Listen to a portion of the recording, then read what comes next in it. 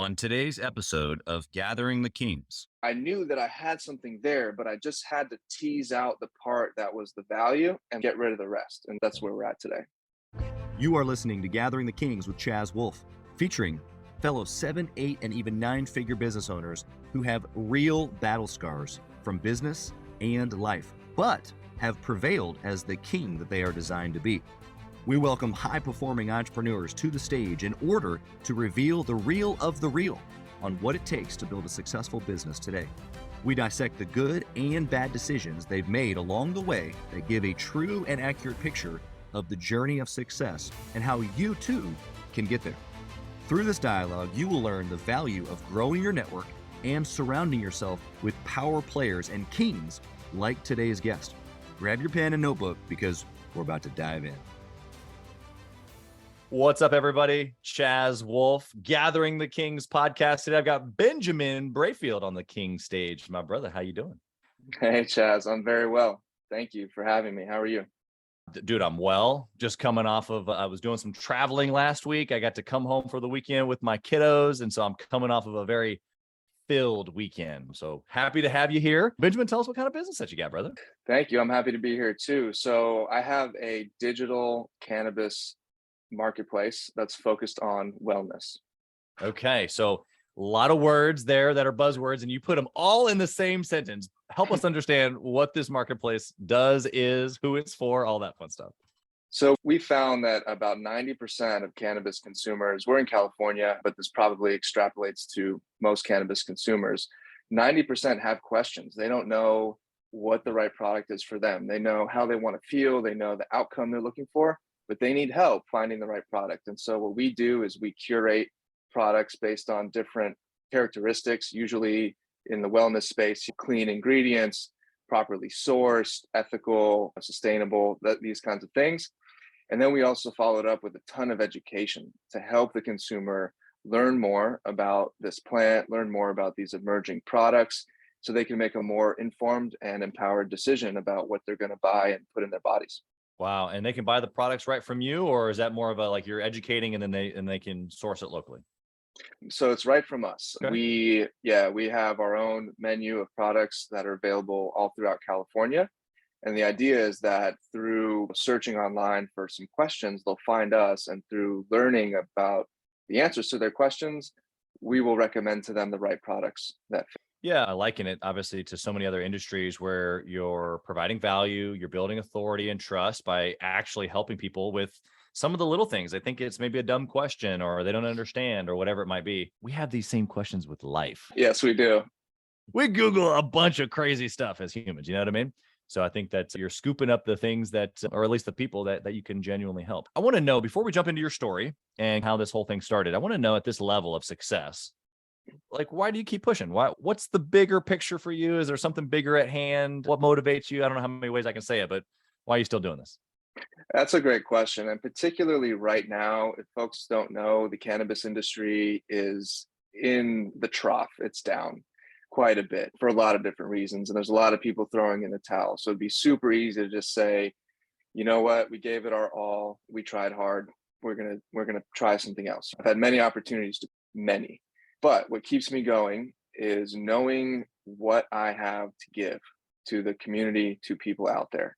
And the obstacles that I've faced are not a function of really my ability, more just a symptom of the overall industry and federal or local regulation. Obviously, some federal regulation like government has been the thing that's been giving us issues. So I know that's all going to get sorted. And I know that we have a big mission to help people feel good, feel empowered in the choices that they're making in terms of the products they're buying. And cannabis, in terms of the legal aspect of it, is just beginning. We are just barely getting started here.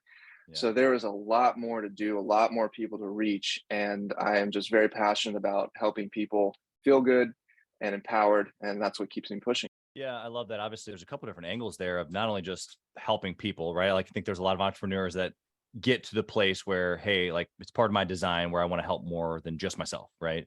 And so I definitely hear that coming out in you. But I also hear too, like, that there's like this there's this struggle, like this almost like, man, we got to push through this. Like you're an inventor almost mind, where it's like you're ahead of the curve. You see it coming, you see the bigger picture down the road. But right now, it's not as easy. Does that fuel you? Almost like a reverse, it's hard. So it fuels me more. Is that kind of what I'm hearing you say? Yeah, I'm not really one to give up unless I'm like choked out or something and I got to tap out. You're But stubborn. Is that what I? I'm determined. I'm There you determined. I go. Love mean, it. I think stubborn might be like if I keep trying the same thing and it's not working. But Yeah, great depiction there. Yep. but being determined is okay, this path isn't going to work. Let me cut a new path. Let me pivot. And that's what we've had to do in a lot of ways. And what's encouraging is that as the industry in California is really hurting and a lot of people are trying to figure out how to make this whole thing work, whether you're a product brand or you're a retailer, wherever you are in the supply chain, everyone's trying to figure this out. And we've recently kind of rejiggered our model, which I'm happy to go into in a little bit, but it's reduced tons of overhead for us so we can stay in the game longer. And it's also shifted our focus to the most valuable part of the funnel. And when we share this with other brands that we're working with, they get it and they're so encouraged by our approach and they see that it's different from how they're usually interacting with retailers, that they're very encouraged by what we're doing. And so that just gives us more confidence knowing that we're on the right path. People believe in it, they're signing up, and we're doing what we set out to do. Yeah, 100%. I love it's really, like you said, perseverance, persistence, commitment, staying the course, all of those very positive things that all business owners have to do. And I think that the guy listening today who hasn't hit the 7-figure mark, there might be some pivots. And I don't mean changing of business product or model, although those could be. It just means a pivot in tactic, a pivot in, okay, this was once working, but now it's not. What do we have to do? And so it's very, from that angle, you have to be open-minded. You got to be able to like maneuver. At least that's the benefit of what I'm hearing while staying the course. Like you're on the course, we're not leaving the course, but we're pivoting inside to be able to reach what we need to reach when we need to reach it. Would you like to add anything to that? No, I just think it's important starting out, surveying the field and kind of understanding or identifying where's the value.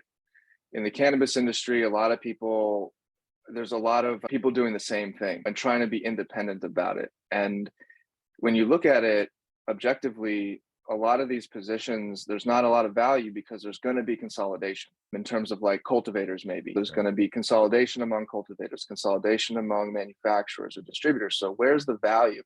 And with any business, I think it's important to figure that out. For Flower Market, our business, we found out that the value is at the top of the funnel where the consumer begins their journey through customer acquisition, demand generation, and then the most important thing is following up with retention. I think a lot of people are chasing top line revenue, but what does it cost to get you there? And with retention, that's how you shift to profitability. It lowers your CAC and increases your LTV. So these are the sort of metrics that we're paying attention to and not being distracted by what everyone else is doing in the industry and staying the course through our vision. And eventually people will catch up and they're starting to catch up and they understand that. So Flower Market's definitely we've pivoted and we're doing the right thing. I love that. It's even more so incredible when the market says they love it too. It's not just another business guy going, hey, good idea. But when you get the results, man, it feels good. Let's talk about your journey. Let's reverse in time a little bit here. Was this the first business? Was there one before? Did you have a little entrepreneur blood in you when you were a kid? Like, what's the story? Yeah, the story, I'll admit, probably my first entrepreneurial avenue was maybe in middle school selling burned CDs, making mixtapes and selling burned CDs. Yeah. And then I was drawn to cannabis at a young age and I understood that in order to a fun way or a good way to reduce the cost for me to purchase cannabis would be buying in larger amounts and selling it to my friends. And the leftover profit would be either money or extra cannabis for me personally. So that's how that started. But out of college, I studied journalism and I actually became a photojournalist. And I was working for small newspapers, working my way up with a trajectory to a national paper. And in that sense, I was working for someone else, of course, but every single day was like a mini entrepreneurial journey, meaning that I would walk into the office and more often than not, my editor would say, we don't have anything for the front page, go out and find a story. So I would have to go out there and find something of value, interesting, talk to people, photograph them, like strangers. I would just be driving around in rural Oregon or rural South Dakota and making it happen, right? Like just making it happen. Yeah. And editors don't care how hard it is or how far you had to drive. They want you to come back with results. Right. And so that really taught me about just getting it done. What's the mission? We're going to do whatever it takes to get it done. Yeah. From there, I made my way back to Los Angeles, where I'm from, working for NPR. And I had a contract there. The contract expired. They decided not to renew it. I had a 10-year high school reunion like a month after that. And I ran into someone who started their own cannabis delivery in San Diego. And he told me how well he was doing. This was 2015. And I just couldn't believe the numbers that he was doing. And I just had this feeling inside me that for 6 years as a journalist, I was covering a variety of people, but a lot of business people, and telling their story. And I just thought to myself, why can't I do that for me? Yeah. Like, what about my life and my family? And for me, like, I don't just want to be the storyteller of these other people. I want to tell my own story. Right. And so with the cannabis delivery, it just felt like a great way to start that process. It was low barrier to entry. I had someone I could learn from. And it was also very similar to the journalism in the sense that what I found is it was all about listening to the person across from me, to the customer, to the patient, and they would tell me what they need, and that would inform. So that's how it started. It was just me for a year and a half, driving all over Los Angeles, 18 hours a day, nonstop. I don't know how I didn't get sick every single day for a year and a half until I could hire one driver. And then I could hire one dispatcher, and then two drivers, and then three. And it just slowly built like that. Yeah. I never had investment. It was all reinvested from the business. And it was slow, methodical growth, but it was always sustainable, always profitable. And so that's how it started.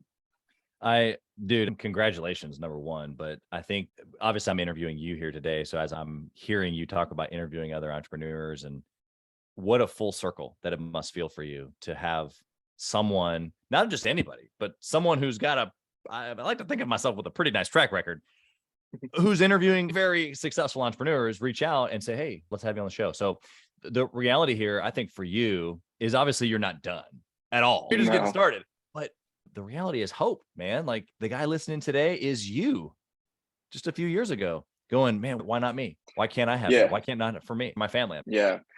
Hope is an interesting word. It's important to be positive and to know that like you have something and you got to keep going when it's hard. Yeah. But what I've found for me personally, there's a difference. There's this fine line with hope, because if you just are holding on to hope and things aren't going your way and you're still holding on to hope, I don't know that it's going to turn around without some action. That's the thing, is like knowing that you're going to have to take action if you want a result. People aren't just going to come to you and hand it out to you. You're going to have to sit down and say, okay, is this working or not? No, I'm going to have to do something. It's not just going to work for me. And so that's been a big piece for me. I've seen a lot of people just hold and hope and think that something's going to happen, but it comes down to your own action. You're limited by yourself and your own self-talk. And if you can be positive, and a lot of the adversity I've felt, and we'll probably get into this a little bit later, has just been an opportunity for actually where I'm supposed to go. And so that has been a way that I approach adversity, with an open heart and just saying, okay, this is happening for a reason. What's the reason? What's the lesson? And then let's push it forward. Yeah, you're 100% right. I hope the listeners paying close attention and taking good notes, because you're spitting fire.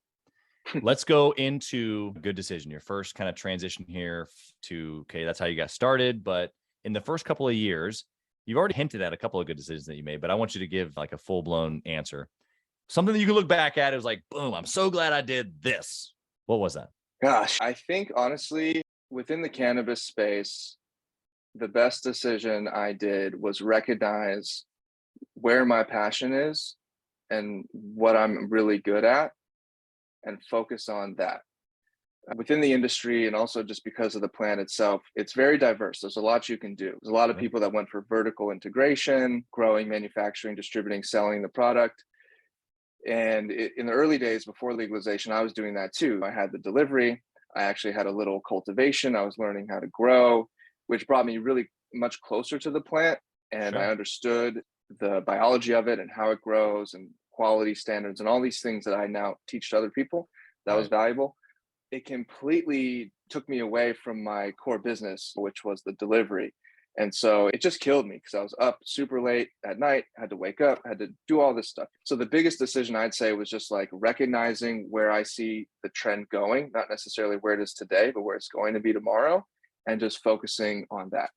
And in alignment with what you were good at or what your core main business was, it sounds like, right? Yeah, exactly. And so how that looks today, for example, is human capital is expensive. And when you're in an uncertain environment with really high barriers to entry and high costs of business, you want to reduce your overhead as much as possible. So what we did with the delivery is we actually changed the model a little bit. We don't have any drivers anymore. We don't hold any inventory anymore. Two things that just you have to pay for whether you're making deliveries or not.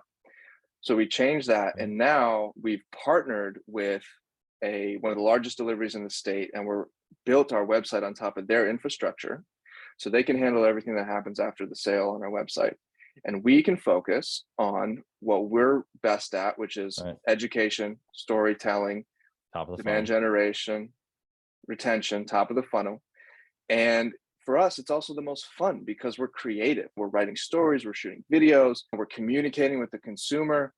And the consumer is the most important part of this value chain here. And if they're not buying or if they're not interested, there's nothing to sell. And it backs up the rest of the supply chain.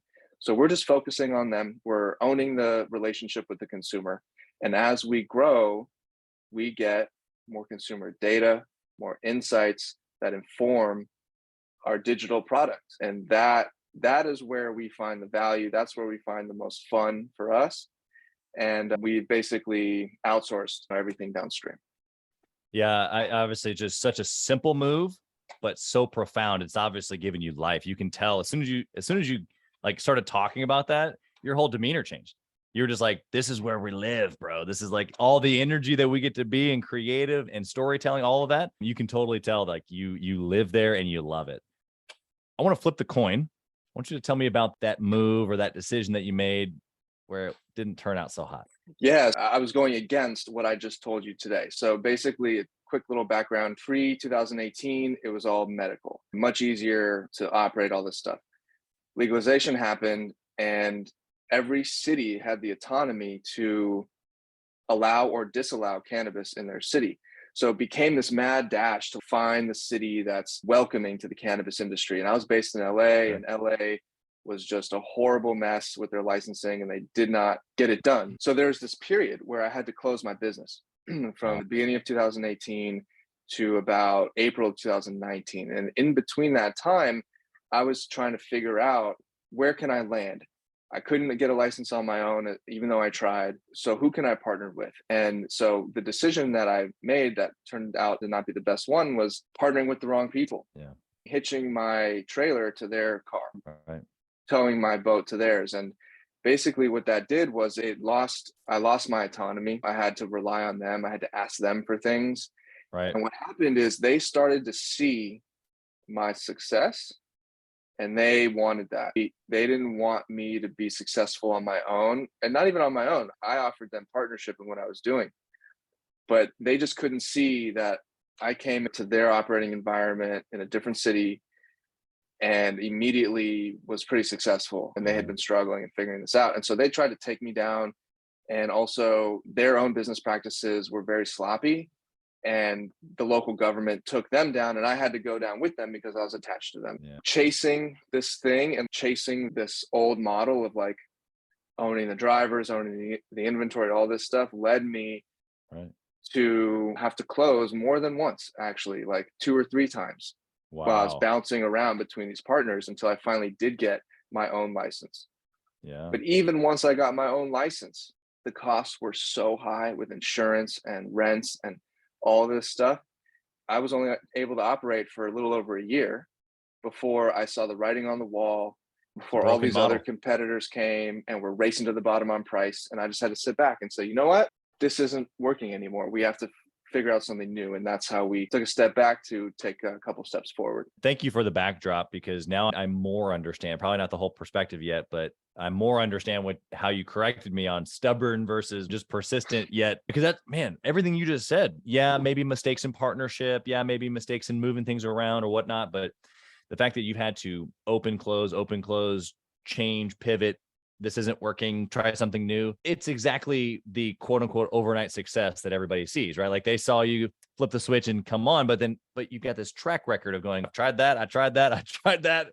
All this stuff didn't work. And yeah, last night I became successful, but it wasn't just last night. It was this long history. So just appreciate you sharing that, because it gives us really a perspective of not how difficult it is, but just the history that you have to have of persistence until the thing breaks.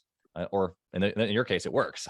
Yeah. And the confidence in knowing that you have something that works, because every time I opened and closed, I got back up to a 7-figure business every time, starting from zero, like using my credit cards to pay for stuff. We got a little bit of investment in the beginning of 2018, but that all went to trying to get a license in Los Angeles. So that was basically burned up. I knew that I had something there, but I just had to tease out the part that was the value and get rid of the rest. And that's where we're at today. Yeah. Everything that you just said in that last sentence culminates everything super. We'll have to quote that one and put that in the show notes for you. Nice. Let's switch gears here just a little bit. We've been talking about good and bad decisions. Tell me about process. Are there steps that you take mentally, or is there a process that you follow now in order to try to make good decisions? Definitely. Yes. The biggest thing is making sure that when I'm thinking of a subject with the goal of making a decision, that I'm in a very neutral, calm space mentally. I don't want to be stressed out about something unrelated to what I'm thinking about. I want to make sure that I can approach it like neutral, objective as possible. Yeah. So that's a big one, not making an emotional decision, just being like pretty logical about it. And then also with my team now, because I was pretty much on my own for the last 7 years, but now I have a bit of a team, which I'm very happy with. So discussions, we debate things up and down, left and right, all day long. And it's really good to have a mixed team, like people that will dissent all the time, or you don't just want people to just agree with you all the time. Right. You create this little bubble. So it's being willing to put something forward and be challenged and defend it. And so for us, our process is, if it's defensible, if you can sit there and argue your position and your point and why you think this is the move forward, it's worth trying at least. And that's the other piece, is we'll try things. We'll try little things here and there without fully committing. We want to see proof of concept first, product market fit, all these little tests. Then once we see it, we optimize, and then we invest and push it out. This is just obviously a great perspective and approach here. I appreciate you bringing it up. It's the same thing that we do inside of obviously Gathering the Kings community, where it's strategically, I want to put people around me that not only think different, but come from different industries, different backgrounds, different histories. It sounds like you've created that even in your team, where they can challenge you, come to the table with different things. You want to speak on anything else beyond that on that one point? No, I just think it's really important to have opposing opinions and perspectives around you. Yeah. I feel like today with social media and these algorithms and this woke culture and everything, it's like they're not creating any room for real debate and discussion. Everything's got to be the same and okay. Just feed you more of what you already like. Yeah, feed you more of what you already like. So, but how are you ever going to discover something new? So true. Usually, like, to break through into something new, you got to destroy something. You got to break something down to then grow. And that's just the laws of nature here. And so we really encourage that. And one thing I will say, I learned from my partner, he comes from Wall Street and he saw the algorithms taking over the trading world. So he left. But one thing he instilled in me, how he was trained, is that in these discussions, what you're challenging is not you, Chaz, or me, Benjamin. We're challenging the idea that got put out into the world, into the air between us, looking at the idea as its own independent thing and challenging that, not the person that it came from. And when you can have that perspective in a group setting or a debate setting, it's much easier to just not be triggered, leave your ego at the door, and understand we're both here to dissect this idea and figure out the best answer together. And that just really helps with these discussions. So good. So clear. You're right. You take it or leave it, right? Like, this idea is either going to work. It's not. Even if we try to do it, it may still not work. none of that's a reflection of the mind that it came from necessarily. Although Right. we like taking credit for the ones that work, don't we? We do. We certainly do. Yeah. Okay, I want to switch over to the speed round here. I want to know inside this business, if you could only pick one thing to track forever and ever, what would it be? Retention. Okay. And why does that mean so much to you? I know you kind of talked about it a little earlier, but why? Yeah, retention is important because that means that the people that you paid so hard to attract and bring into your business, you've done enough to make them come back. And so that says they didn't just try you out for the promo or what have you, but they want to be here. They want to come back. And for Mhm. us, that's the name of the game because it is so expensive to acquire consumers online. And especially for cannabis, we cannot access social media. We Right. can't run ads on Instagram or any of this stuff.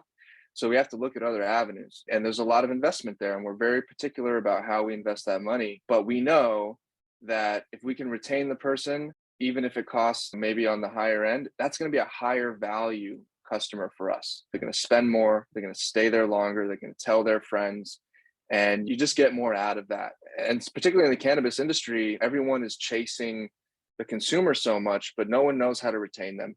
And so they chase them by offering discounts all the time. They chase them by spending endless amounts of money on these other lead generation platforms like lead maps that are always increasing your spend. It's not sustainable. And so we've seen all that. And we believe that the path to sustainability is retention through value proposition beyond just the cheapest product in town. So we offer more than that. And that's important to us.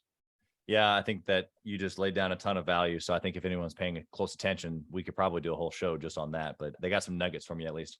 What book, Benjamin, would you recommend for a six-figure business owner? Oh, the Ray Dalio book, Principles. It's just such a classic. Translates into a lot of different industries. Yeah, he's a genius. And Yeah. try to read one of his books and not stumble around for a few days. Yeah. And try to imagine that things are going to be okay. Yeah. Right. What do you think about intentionally networking or masterminding with other entrepreneurs? I think it's so important. Again, like we can't live in this echo chamber. We got to see what's out there. We need to know what are other people seeing in the world Right. and in your market. Like where's their head? And beyond that, for us, one of the other most valuable things that we're doing are partnerships with other brands, other companies that are not in the cannabis space, but are Right. talking to the same type of consumer, wellness Exactly. consumers in our case. Right. And we can leverage their following to bring them to flower market and vice versa. So networking, masterminding, it's just being a social human being at the end of the day. It's meeting new people. It's being open to other people and their perspectives. And that's, I think, at the core of who we are as people. So Yeah. why not do that intentionally in a business setting, which then can bring you not just social, intellectual value, but also business value and help make some money together with other people. Yeah, it's so true. You've hit on multiple angles there. It's about opening yourself up, being open-minded, which ties back into some of the other things you were just talking about just a few minutes ago. It's all in the same strand of mindset. I just got finished. I reread Think and Grow Rich every September. And one of the points that book makes, several different ways, but is to be open-minded or to be closed-minded. And basically how the closed-minded person has no hope. And I think it even says there's no hope for you. Yeah. And so I just appreciate that perspective and it being reiterated in another industry, in another part of the country, because it's true. Last question for you, Benjamin. Are you ready? I'm ready. You ready? I'm ready. I'm curious of your answer. I'm ready to deliver it. I don't know if I'm ready for your answer. If you could whisper in the younger Benjamin's ear, what would you say? I would say that success is not going to happen in the timeline that you think it will, but be patient because it's going to happen. It will, but just be patient. And it's said often, but it's so true, is you have to learn to enjoy the process. You have to. I'm guilty of just, okay, if I suffer, then the payoff will make up for it. But I've come to learn it's not necessarily required that you have to suffer. You can accept that you're not where you want to be. You can accept that there's more work to do, but there's a little bit of a joy in that. And there's other things going on in life to bring you joy, whether it's your relationships, whether it's your personal relationship with yourself, just going on a walk somewhere in nature. This planet is amazing and it is beautiful. And I think just we got to remember that. Yeah. Like we're all special here. We're here to do something. It's never easy. This world took billions of years to be here. Nothing happens quickly. So Yeah. I would tell myself, just be patient. You'll get there. And also, if you were to get there today, you probably wouldn't be ready. It's the journey, it's the experience that allows you to be ready once the opportunity arrives. Because if you're not ready, then you're going to squander it and you're back to square one. So Yeah, so many good nuggets there. It reminds me when I'm hunting elk in the fall and in the mountains, and you climb up some steep side of a mountain and you get up and to what you think is the top, and you realize it's definitely not the top. It's a false top, and you're looking up going, oh my goodness, I can hear the elk up there, and I know what it just took. And there's a little bit of this overwhelm for a second, but if you just, before you take off, trajectory up again, you look back behind you, you look down, and you take in the moment of, I made it this far, and this is beautiful, and the scenery and the smell of the trees and all the things that you get to experience there that you didn't get down below, even though you still got more to go. It's this moment of gratitude, appreciation. You're not satisfied. You're not where you want to go yet, but man, there's a place of peace there, like you were saying. So I just so appreciate that.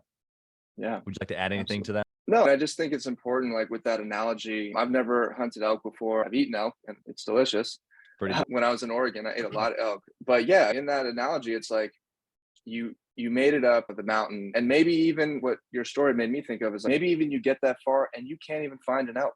And you might think, what's wrong with me? I'm not in the right place. I'm not a good hunter, whatever. Well, maybe there's a mountain lion around. Like maybe there's some other thing going on that has nothing to do with you. But look where you made it. You made it up this mountain. You did that. And so come back tomorrow and maybe the elk will be there. You just got to keep coming back the next day. Oh, dude, so good. I haven't had that perspective, but you're so right. Even archery hunting, bro, that's where we don't use the rifle too often, but you don't go hunt elk with a stick and a bow. Yeah. If you can't appreciate the mountain or coming back the next day, no success, quote unquote, but it's a success was what we had. It was the view. It was the camaraderie with who you're hunting with. It's the lessons that we learned, the goods, the bads, the uglies. Thank you for that. Thank you for closing the loop on that analogy. That's so good. I'm basically, that's now adopted into my story. So thank you. Thanks, Sean.